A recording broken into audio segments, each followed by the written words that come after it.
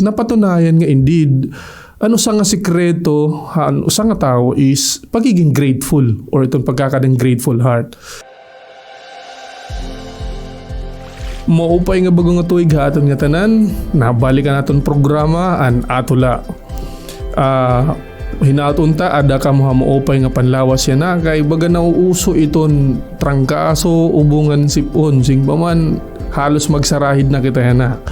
So para iton bagan sagdon, para iton bagan nagaabat, double dose lahit aton ascorbic acid at the same time maupay good nga diskanso. So tagin naton hin importansya ito na aton lawas, pinagin maupay nga diskanso, kaon nganhin iton simpaman pag boost ito naton lawas, take in mga multivitamins.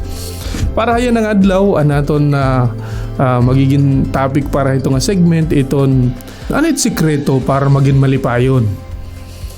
May daw sang experiment or social experiment nga gimbuhat ha US kundiin gintatry para maintindihan ano ba talaga ito sa nga sikreto para maging malipayon. So yun nga eksperimento iton ang mga nag-subject themselves para hining experiment ginpapagsurat hirahan ira mga eulogy sing paman kung ti kamaratay ka na ano to nimo gusto iyayakan iti mga tao haimo.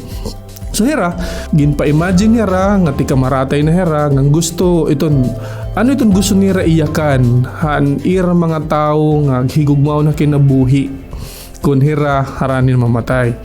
So ang trick part hadto didto kay huna nira igpapadara ang letter pero yung pala tatawagan adto nga mga tao nga ira susuratan. So didtohan na time nga gintawagan na ang suggestion was basahon la without any singpaman mga filter, babasahon la kung ano nira ginsurat adto nga mga times.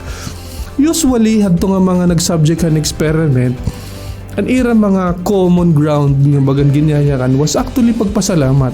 Bagan nagpapasalamat hirahan mga panahon nga nagkausa, nagkaadaran mo upay nga mga times, nagkaadaran mo upay nga mga moments, ngayon nag-share hirahin mga damdurong lang ang mga butang. So, pinagi itong experiment, napatunayan nga indeed, ano sa nga sikreto, ano sa nga tao is pagiging grateful or itong pagkakadang grateful heart.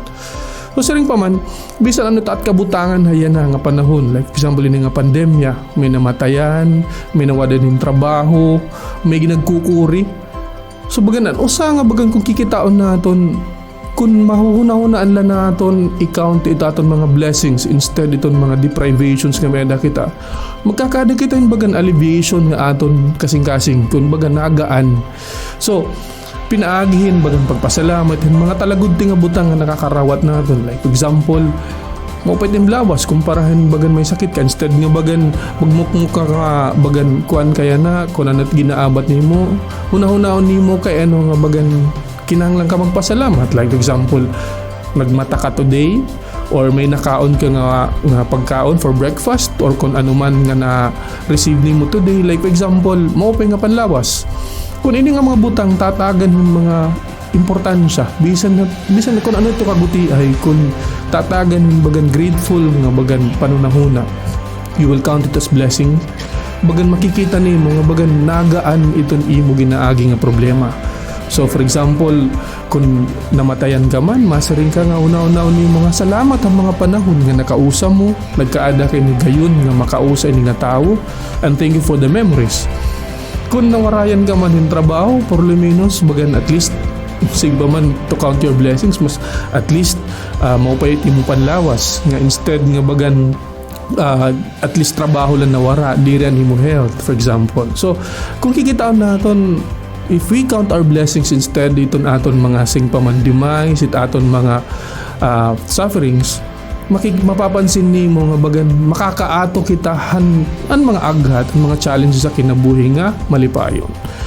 So, and usa nga sikreto, pagin malipayon, pagin grateful, iton kada anuman nga blessing nga may ada ka na una-una.